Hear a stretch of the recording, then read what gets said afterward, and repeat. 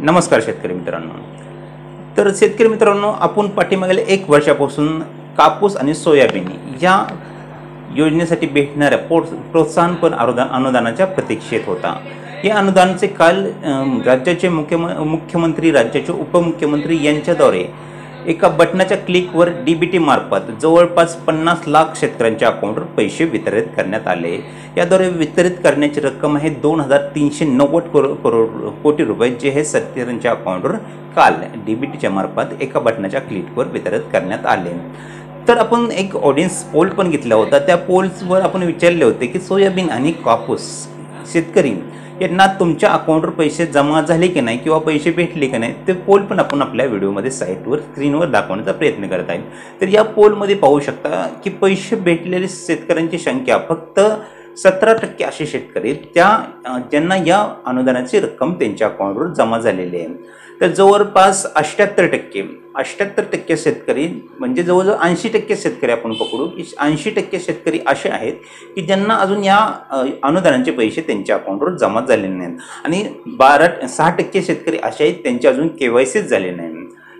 तर शेतकरी खूप संभ्रममध्ये आहेत की आमची तर KYC झालेली आहे तरी आम्हाला पैसे का भेटले नाही। जवळजवळ 78% शेतकरी असे आहेत की त्यांची KYC पण झालेली आहेत, पण त्यांना जे हे सरकारकडून सोयाबीन आणि कापूस जे प्रोत्साहनपर अनुदान त्यांच्या अकाउंटवर जमा झालेले नाही। तर याची कारणे काय आहे लक्षात घ्या।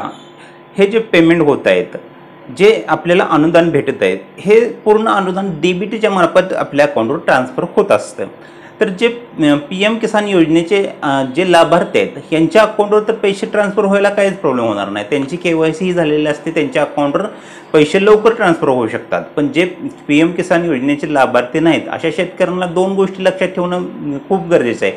त्या दोन गोष्टी तुमच्या नसतील तर तुमच्या अकाउंटवर पैसे येणार नाहीत। पहिली गोष्ट म्हणजे डीबीटी मार्फत पैसे येणार असल्यामुळे तुमचं बँक आधार सीडिंग ॲक्टिव्ह असणं गरजेचं आहे। त्याचबरोबर तुमच्या बँकला जे आधार सीडिंग, म्हणजे ज्या आधार कार्डला तुमची बँक लिंक आहे, जी बँक आधार कार्डला लिंक आहे, ती बँक ॲक्टिव्ह असणं गरजेचं आहे। खूप साऱ्या शेतकऱ्यांचं असं पण होऊ शकतं की त्यांचे आधार कार्डला वेगळीच बँक अकाउंट लिंक असू शकते, त्यामार्फत पण त्यांचे पैसे कोणत्या बँकेत येतात। पहिल्यांदा तुम्ही एक करू शकता, तुमच्या आधार कार्डला कोणते बँक अकाउंट सीडिंग आहे, मॅपिंग केलं आहे, ते एकदा चेक करा। खूप साऱ्या शेतकऱ्यांचे असेही प्रॉब्लेम येऊ शकतात।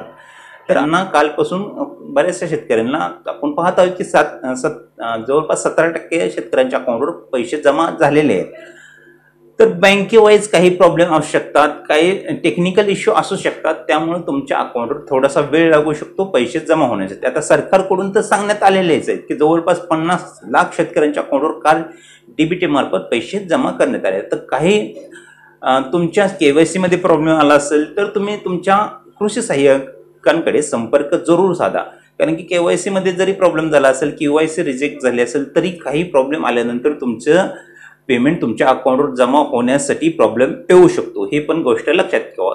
आता दुसरे पण काही कारण असू शकतात, जसे की बँकेचे काय, आता काल तुमच्या अकाउंटवर पेमेंट जे वितरण करण्यात आले ते पेमेंट बँक तुमचे केव्हा तुमच्या अकाउंटवर एंट्री करते हे पण पाहण्याचे विषय आहेत। काही बँकेच्या सुट्ट्या असल्यामुळे, काही बँकेचं तांत्रिक अडचण असल्यामुळे आता 1-2 दिवस तरी बँकेला सुट्टीच असल्यामुळे, कारण की 2 ऑक्टोबर नंतर आता उद्या पण बँकेला 2 ऑक्टोबर सुट्ट्या असणार आहेत, तर त्यामुळे पण तुम्हाला काही वेळ उशीर लागू शकतो या अनुदानाचं रक्कम भेटण्यासाठी। तर जवळपास 17% म्हणजे रक्कम भेटणाऱ्या शेतकऱ्यांची संख्या खूप कमी आहे आणि रक्कम न भेटणाऱ्या शेतकऱ्यांची संख्या खूप जास्त प्रमाणात आहे। तर असे होऊ नये, जे शेतकऱ्यांना खरंच या अनुदानाचं पात्र झाले त्यांना सरसकट, म्हणजे बँकेचे काही इश्यू असतील तर बँकेनेही किंवा सरकारनेही बँकेला तातडीचे निर्णय द्यावेत आणि लवकरात लवकर शेतकऱ्याच्या अकाउंटवर कसे पैसे जमा होतात याचा तातडीने प्रयत्न करण्यात यावा सरकारमार्फत। आणि खूप सारे शेतकरी असे आहेत जे 1 वर्षापासून या अनुदानाची प्रतीक्षा करत आहेत। तर शेतकऱ्यांचे एकतर हमीभाव खूप कमी आहेत, कापूस आणि सोयाबीन या दोन्ही पिकांना हमीभाव खूप कमी आहेत। आपण पाहायला गेलं तर कापूस या पिकासाठी जवळपास 7,200 रुपये ते 7,500 रुपये आणि हमीभाव, आणि सोयाबीन या पिकासाठी 4,890 ते 92 रुपये हमीभाव आहे। तर हमीभाव पण खूप कमी आहे। हमीभाव पण वाढवण्यासाठी सरकार काही प्रयत्न करत नाही जास्त प्रमाणात, आणि जे अनुदान पण शेतकऱ्याला भेटते खूप प्रमाणात शेतकऱ्यांचे नुकसान होत आहे जास्त अतिवृष्टी झाल्यामुळे किंवा इतर काही रोगांमुळे पण शेतकऱ्याचं अतिप्रमाणात नुकसान होत आहे. ते नुकसान भरपाई पण शेतकऱ्यांना अजूनपर्यंत भेटत नाहीये. तर तेही शेतकऱ्यांना जास्त लवकर प्रमाणात भेटावी हीच माझी या व्हिडिओच्या माध्यमातून सरकारला एक विनंती राहील. व्हिडिओ जास्तीत जास्त लोकांपर्यंत शेअर करा. आपले जरी पैसे आले नाही तर लवकरात लवकर आपल्या कृषी सहाय्यकांशी संपर्क साधावे ही माझ्या व्हिडिओच्या माध्यमातून सर्व शेतकऱ्यांना एक नम्र विनंती आहे. कारण की एकतर प्रॉब्लेम तुमच्या KYC मध्ये असू शकतो, दुसरा प्रॉब्लेम तुमच्या बँकमध्ये असू शकतो किंवा बँक तुमचे पैसे वितरण करण्यात तुमच्या अकाउंटमध्ये थोडंसं विरंगाई करत असू शकते. तर जास्तीत जास्त लोकांपर्यंत आपल्या शेतकरी मित्रांपर्यंत हा व्हिडिओ नक्की शेअर करा. चॅनलवर नवीन आलं असेल चॅनलला नक्की सबस्क्राईब करा.